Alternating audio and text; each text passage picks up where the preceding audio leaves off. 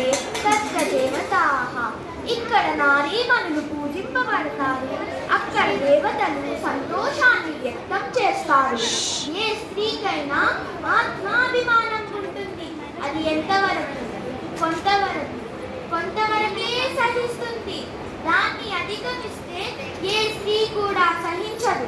ఇవాళ నేను శ్రీరాముని భార్యను గాను, లవకుశల తల్లిని గాను, దశరథ మహారాజు కోడల్ని గాను, జనక మహారాజు కూతురిని గాను, ఒక స్త్రీగా, ఒక మామూలు స్త్రీగా నేను మీతో మాట్లాడదలిచాను.